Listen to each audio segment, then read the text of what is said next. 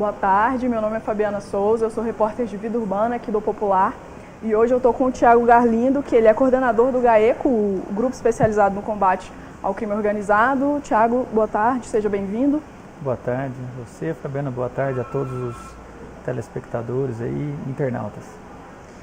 Thiago, eu queria começar conversando com você sobre uma reunião que teria acontecido ontem, né, entre o MP, com a participação do MP, o GAECO, a Polícia Civil, o PRF, e eu queria saber de você, assim, o que de objetivo foi definido nessa reunião e o que seria o estreitamento dessas ações em conjunto?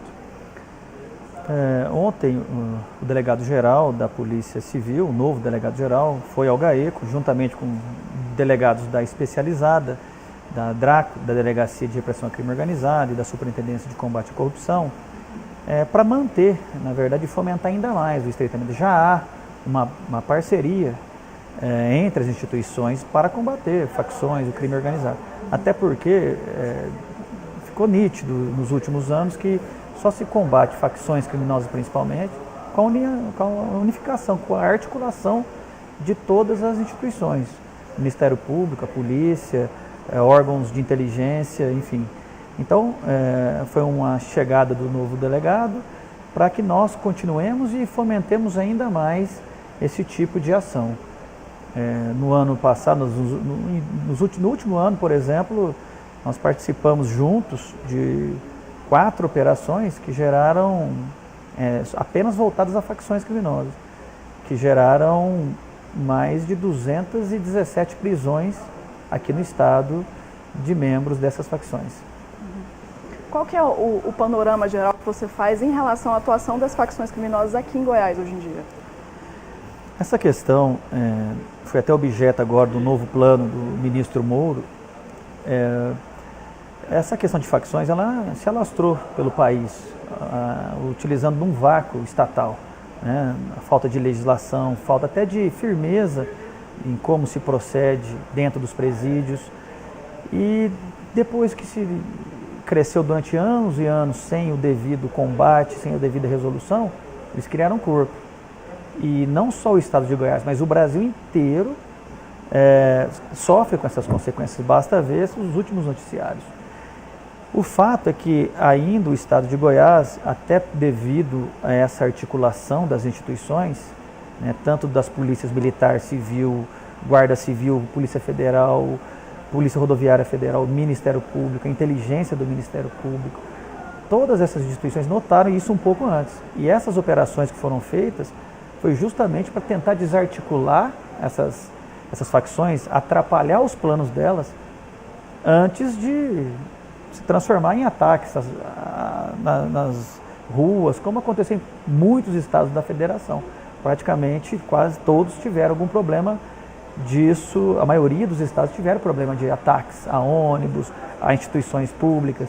Goiás ainda conseguiu até então se manter ainda entre uns estados que não dá para se falar que se acaba com a criminalidade, até porque eles estão crescendo e muito, mas que consegue controlar esse tipo de facção, atuando firmemente dentro do que é possível. A esperança, Fabiana, é que com essas medidas que foram apresentadas pelo ministro Moro, tenhamos mais elementos para que isolar, que não adianta prender, prendemos 300 e poucos, 217 só de facções, mas o mais importante de prender é asfixiar o patrimônio, que já é trabalhado nisso, mas isolá-los dentro das cadeias, porque eles controlam os crimes de dentro das cadeias. Então esse é o próximo passo. E a esperança do Ministério Público é que, principalmente nós que combatemos diretamente esse tipo de crime, é que essas medidas sejam aprovadas, lógico, com as discussões necessárias, né, pela classe política que representa o povo, mas que sejam aprovadas, melhoradas se for o caso, e que a sociedade goiana, principalmente, não sofra com o que já sofreu muitos estados da federação. Então, o principal objetivo é juntar tanto as forças policiais até chegar no legislativo mesmo, para que o combate às facções seja desde nas ruas até quando chega no judiciário, né?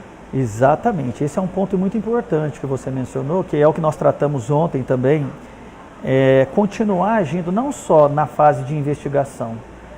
O Ministério Público e as polícias precisam agir desde o início juntas e mesmo na fase judicial é importante o apoio das polícias, trazendo elementos, trazendo informações, até porque com a nova proposta, por exemplo, se a pessoa continuar fazendo parte de organização criminosa, ela não vai ter direito à progressão de regime, por exemplo, é uma das propostas. Então é importante ter essa parceria para o controle e o resultado final, que é a condenação e o isolamento deles. Não adianta fazermos operações, às vezes prender e não ter uma boa prova para condená-los e isolar as cabeças das organizações criminosas no local adequado. Agora, falando de atualidade, nós tivemos aqui 3 casos recentes de cabeças decapitadas que foram achadas, que há fortes indícios de que sejam, pelo menos uma delas, há fortes indícios de que sejam disputas entre facções criminosas. Como é que estão as investigações do MP nesse sentido agora? O Ministério, o GAECO, por exemplo, a gente trabalha mais com a macrocriminalidade, né? Talvez até às vezes com a Polícia Civil, às vezes separadamente, às vezes isoladamente. Mas essas investigações ficaram a cargo da Polícia Civil e já apresentaram, ou estão prestes a apresentar as conclusões. Pelo menos de uma delas já é fato, já foi descoberta a autoria e vai ser apresentado, não sei se foi apresentado ontem, já os autores. De fato, teve interligação com o tráfico de drogas, né, com uma das facções aqui do Estado. Não é de âmbito nacional, mas tudo indica que tenha sido isso mesmo. E a Polícia Civil fez um bom trabalho e já apresentou, pelo menos inicialmente, os autores desse crime, de um dos crimes. Uma coisa que o senhor citou, como que o senhor avalia esse pacote anticorrupção e anticrime proposto pelo governo federal? Fabiana, a gente precisa fazer alguma coisa, né? O Estado precisa fazer alguma coisa, não fica refém. Eu sempre digo que nunca vai ser possível você ter um policial na rua, em cada esquina, uma equipe de policial em cada esquina de qualquer cidade brasileira para defender. Então, às vezes, muito se fala, não, tem que... o problema é da polícia, o problema é é do judiciário, é não sei do que. O fato é que alguma coisa precisa ser feita. E eu acho que as medidas apresentadas, muitas delas vão trazer repercussões práticas. Por exemplo, quem fizer parte da organização criminosa não vai ter direito à visita sem um parlamento separado por vidro, vai ter que falar por telefone, igual nas prisões de países democráticos. Então nós temos muitos países democráticos que é assim. Lógico que vai ter questionamento, sempre vai ter. Qualquer alteração que se fizer vai ter. Porque isso vai prejudicar. O fato é que do jeito que está não pode. Não dá mais para a gente permanecer assim. Hoje a sociedade é refém. Hoje você vê ataques aí no Ceará, que é o último agora, mas tivemos em vários, que demoram um tempo para você conseguir controlar, até porque depois eles voltam para a cadeia e têm os mesmos direitos do que eles teriam antes. Vão poder falar no telefone, vão poder passar ordens para os outros presos. Então, o Brasil precisa de seriedade. E essa medida vem ao encontro dessa seriedade, não com todo tipo de crime, isso também não é adequado, não com qualquer infração penal, mas com as mais graves. O Brasil não tem, e aqui não estamos falando de pena de morte, não estamos falando de prisão perpétua, que existe nos Estados Unidos, existe na Europa. Praticamente toda a União Europeia, todos os países da União Europeia admitem e aplicam a prisão perpétua, por exemplo. Se falar isso aqui no Brasil, é a mesma coisa de você ser xingado, você vai ser considerado retrógrado. Então ninguém está fazendo isso. A proposta é que cumpra, nesses crimes mais graves da legislação, 3/5 para conseguir uma progressão de regime. E se ele fizer parte de organizações, mesmo depois de preso, ele não terá direito. Eu acho muito razoável e necessário para o nosso país. Dentro desse pacote proposto pelo governo federal também tem um ponto, né, que é o excludente de ilicitude. Aqui em Goiás a gente tem um histórico já de atuação de grupos de extermínio e alguns até com suspeita de policiais e até de alta patente, assim. O senhor não acha que a mudança nesse texto vai provocar talvez um aumento de morte por intervenção policial? Essa é a questão acho que mais polêmica mesmo do projeto. Eu sinceramente tenho uma posição. Eu acho que a legislação atual já prevê casos de legítima defesa. Se um policial estiver agindo no exercício regular de direito, tiver numa abordagem e correr um risco, ou alguém agredir um policial armado, eu também acho que não é o policial que tem que ser a vítima. Ele não tem que esperar ser atacado para verificar se ele vai morrer ou não, para depois revidar. Eu também acho. Tem que ter um treinamento adequado, tem que ter, enfim, um procedimento que já existe. E a legislação já acoberta quem age sobre esse manto da legítima defesa ou do exercício regular do direito.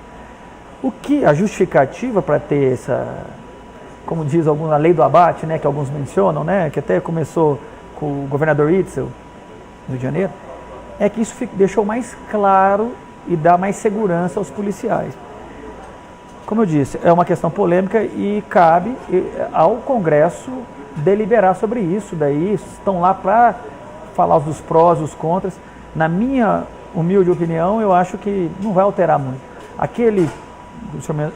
Você mencionou policial, aquela pessoa, aquele policial que for fazer a coisa errada, vai matar ilegalmente com essa legislação que nós temos e com a outra, não vai mudar muita coisa. Se ele for agir acobertado pela legítima defesa, não precisaria dessa lei nova. Então esse é o meu posicionamento, é o que eu entendo da legislação, e vamos aguardar a discussão no Congresso, lá eles terão tempo, ouvirão os dois lados, e é a casa própria para dar a conclusão final. Para a gente finalizar, eu queria que o senhor delimitasse para a gente, para ficar bem claro, sobre essa reunião de ontem, assim, o que está sendo proposto e o que pode ser colocado em prática a curto, a médio e a longo prazo no Estado? O mais importante ontem, eu acho que foi reafirmar essa parceria que conseguiu, nesses últimos tempos, gerar as prisões, as denúncias e algumas condenações já de forma séria. Nós já encerramos praticamente as instruções processuais desses 217 que foram denunciados. Estamos no fim das instruções e vai ser uma condenação em menos de 1 ano e meio, por exemplo. Então essa devida atuação conjunta dos órgãos, isso é muito importante, e do judiciário, que também entende pertinente isso. Para o futuro, a ideia é fortalecer isso, trocar as informações, que às vezes a Polícia Civil está investigando a mesma coisa, ou alguns integrantes, alguns crimes próximos ao que nós estamos. Então, a ideia principal também é a gente ter essa troca para unificar. Fica isso daqui no GAECO, isso daqui permanece na Polícia Civil, ou deixa tudo com o GAECO essa parte, ou essa parte fica com a Polícia Civil e a gente acompanha os inquéritos até a instrução final da ação penal, enfim. Foi nesse rumo essa reunião de ontem, para trazer os parâmetros, e as equipes que foram colocadas nos traz também a tranquilidade de que o trabalho vai continuar e, se Deus quiser, ainda aumentar. E quem tem a ganhar com isso é a sociedade goiana, que terá, se Deus quiser, um enfrentamento de igual para igual com essas organizações criminosas. Ótimo. Tem mais alguma coisa que o senhor queira deixar claro para o nosso internauta, para o nosso leitor que está assistindo o senhor agora? Não, na verdade, eu acho um ponto importante essas medidas que foram colocadas no Congresso, que os internautas entendam e leiam e percebam a necessidade dessas alterações e apoiem, se concordarem. E dizer que no estado de Goiás, como eu disse, Goiás é um dos poucos estados ainda que nós não sofremos essa onda de violência, de pânico que muitos viveram. E isso deve muito à atuação articulada de todos esses órgãos. A sociedade goiana pode ter certeza que cada vez mais as instituições, seja da esfera federal, da esfera policial estadual, do Ministério Público, todos nós estamos cada vez mais articulados para combater esse tipo de crime violento. Até porque, como eu sempre digo, a população que paga os impostos, o cidadão que exerce seus direitos, não quer saber se foi a Polícia Civil, se foi a PM ou se foi o Ministério Público que prendeu e ressarciu o patrimônio público. Quer saber se foi presa a pessoa que deveria e se o patrimônio foi ressarcido. E isso nós estamos trabalhando para que aconteça. Ótimo, então... Agradeço também o convite de vocês aqui. Seja sempre bem-vindo, viu, Thiago? Nosso espaço está sempre aberto para você. A gente vai encerrando aqui a nossa live, lembrando que você pode entrar em contato com a gente, deixe seu comentário, e a gente está sempre à disposição, então até a próxima.